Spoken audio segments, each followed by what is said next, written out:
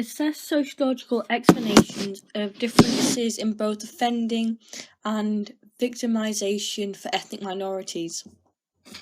So, according to official statistics, ethnic minorities are more likely to commit a criminal offence, and neo-Marxists and left realists have tried to provide explanations for this. Victimization-wise, ethnic minorities are often at the brunt of racially aggravated attacks because they are being turned up by the criminal records and the structure of wider society. So in terms of official statistics, the population of blacks is 2.8% and the prison population is 11%. And for Asians, the population is 4.7% and the prison population is 6%. However, the problem with using official statistics is that these don't tell us whether one ethnic group is more likely to commit an offence. So you can use victim surveys such as the Crime Survey for England and Wales, and victim surveys suggest that blacks are very overrepresented among those identified by victims as offenders, and they also showed that most crime is intra-crime. You can also use self-report studies, and these tend to show that blacks and whites have similar rates of offending. However, the problem with all use of statistics is that evidence is inconsistent between them. So, offending statistics such as stop and search show that blacks are 6 times more likely to be stopped and searched than whites. Phillips and Bowling believe that ethnic minority communities are more likely to think that they are over-policed and under-protected. And also, the Macpherson report suggests that ethnic minority figures reflect reality and demographic factors, as a greater percentage of ethnic minority offenders are made up of young men. In terms of convictions, a greater percentage of whites are found guilty than blacks and Asians by the Criminal Prosecution Service. This demonstrates that the Criminal Prosecution Service is fair, as whites are more likely to be prosecuted. However, you could also argue that the Criminal Prosecution Service may be discriminatory, as the police may prosecute more minorities when they have not done anything wrong. In terms of sentencing, blacks make up 68% of prison sentences, Asians make up 59% of prison sentences, and whites make up 55% of prison sentences. This may demonstrate that ethnic minorities commit more serious offences, the legal system is institutionally racist, or the blacks may re-offend more. So now we're going to move on to the theories of offending, as left realists like Lee and Young suggest that racism has led to marginalisation and relative deprivation, which is made worse by the media as it promotes consumerism and raises all of our expectations. Some ethnic minorities will then turn to subcultures, which could be linked to utilitarian crime to cope with relative deprivation, or non-utilitarian crime as a result of frustration. Left realists argue that the police do act in racist ways sometimes, but the differences in crime rates cannot be explained by this. For example, only 10% of crimes known to the police are actually discovered by the police. This means that the police cannot set ethnic minorities up, as they are not finding crime, it's just being reported to them. However, the right would argue that poverty has nothing to do with crime, as criminals choose to commit due to bad upbringing by parents. Another theory of crime is neo-Marxist, and one of these is by Gilroy, who argues that a lot of ethnic minority crime is a form of political resistance against a racist society. Many blacks and Asians in the UK have been involved in the struggles against imperialism in former British colonies. When they adopted the same forms of protest here, they were criminalised, and Gilroy blames the racism of the police and the criminal justice system as they are racist institutions. However, the problem with Gilroy is that the early immigrants were the most law-abiding citizens and were not affected by British imperialism. Also, another neo-Marxist, Hall, argues that black crime such as mugging was partially a product of media and police labelling and partially a result of capitalism marginalising black youth through unemployment, so crime was seen as a means of survival. However, the problem with Hall's study, it ignores the people at the centre of the activity, the muggers themselves. So, in terms of victimisation, the Crime Survey of England and Wales suggests that the risk of being a victim of crime varies. For example, if you're from a mixed background, the percentage is 36%, blacks is 27%, Asians is 25%, and whites is 24%. There are many different reasons for the variation of crime victimisation. One of these is that we live in a white society. The systems that we have are run by white middle-class people, yet most of our country are those in ethnic minority groups. Number 2, racially motivated crimes. Ethnic minorities have characteristics of a victim because they are easy targets and they are and number 3 is ethnic minorities are part of the working class. They have little cultural experience and little in the way of material possessions, so they cannot help but be the target of crime.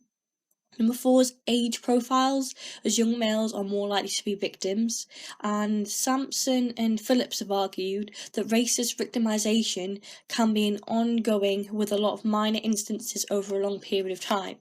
So in conclusion, labelling theorists like Cicero argue that official statistics are socially constructed, as he studied 2 US cities and found that justice is negotiable, as one city kept changing their prosecution method, but the other one kept it the same. So it is hard to assess whether ethnic minorities offend more and if they're more likely to be victimised or not.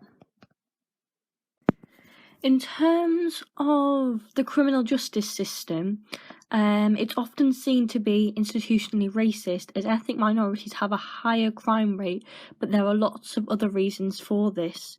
So we could argue that the criminal justice system is racist because of the way policing works.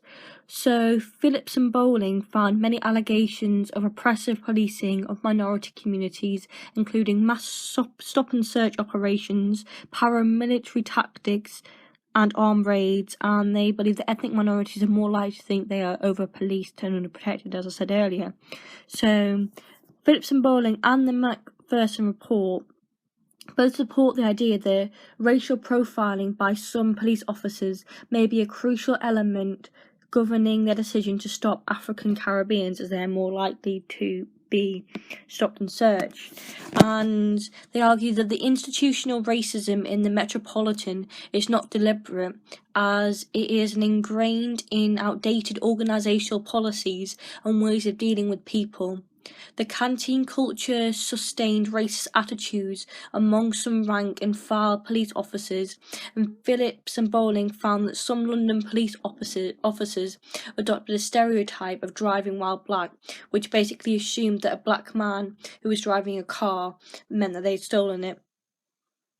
And the problem with this is that the figures may simply reflect ethnic differences in offending, or figures may reflect demographic reasons. So if we move on to the criminal justice system's arrests and cautions, as black people have a higher arrest rate, which is 3 times that of whites, and once arrested, blacks and Asians are less likely to receive a caution. However, the reduced cautions may be due to the fact that minorities are more likely to deny the offence. In terms of prosecution, the Crown Prosecution Service is more likely to drop cases against minorities, and black and Asians are less likely to be found guilty. You could evaluate this by saying it could demonstrate the fairness of the criminal justice system, but it could also suggest that evidence against minority defendants is often weaker and possibly based on stereotyping. So if you move on to sentencing in prisons, Hood found that even when the seriousness of the offence and previous convictions were taken into account, black men were still 5 times more likely to be jailed, and you can also argue that ethnic minorities are likely to be granted bail. So we're going to evaluate how far official statistics represent a valid picture of the criminal activities of ethnic minorities. So the picture represented by official statistics consists of a concentration of criminality among certain sections of ethnic young males known as disproportionate representation. It is vital to categorize ethnic minorities separately as there are different cultures and traditions. So, in official statistics, there seems to be a statistical correlation between Afro-Caribbean young males and having a white rate of crime. However, Morris found that official statistics suggest that they are based on arrest rates of the police and not the actual amount of crime committed by different groups. You can also use self-report studies, and these suggest that the greater criminality of young black men is less obvious, as roughly proportionate numbers of men from all backgrounds will report their crime. This suggests that the activities of the police in relation to young blacks need to be taken into consideration. However, the problem with using official statistics to evaluate how far they represent a valid picture of criminal activities is that ethnic minorities may offend more than once. For instance, if there was in their statistics a high concentration of offences in localities with a high concentration of ethnic minorities, it might be that there are only a small number of individuals engaged in lots of criminal activity. So there are lots of studies that help us in the debate as to the real role of the criminal activity among the young ethnic proportion, especially Afro-Caribbeans. More sophisticated statistical analysis take into account many other factors when looking at ethnicity and crime.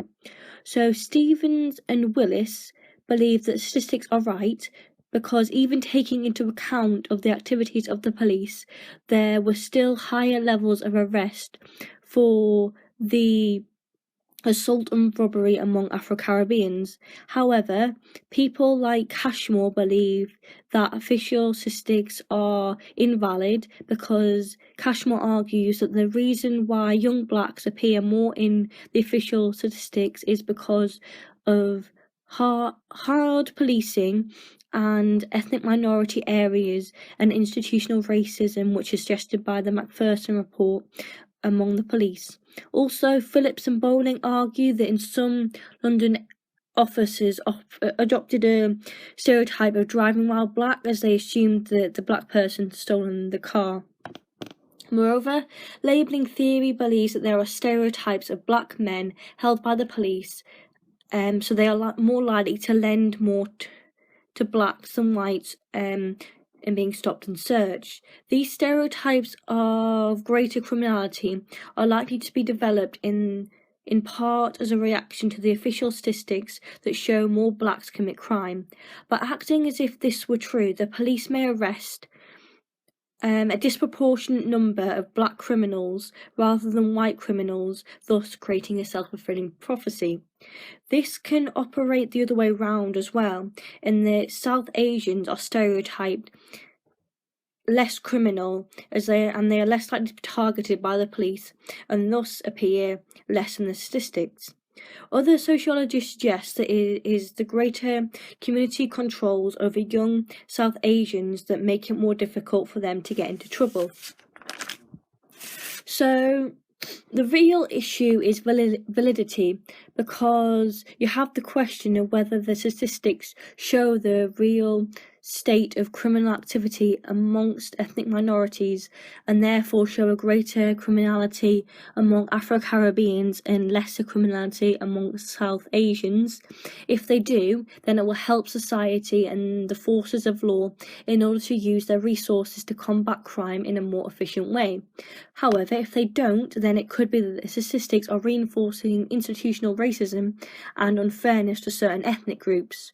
From a sociological point of view, the use of official statistics is also important, because accepting them as valid or not will affect the types of explanations that sociologists will look for. So in conclusion, the statistics probably don't tell us the whole story of ethnicity and crime, and therefore they should be treated with caution.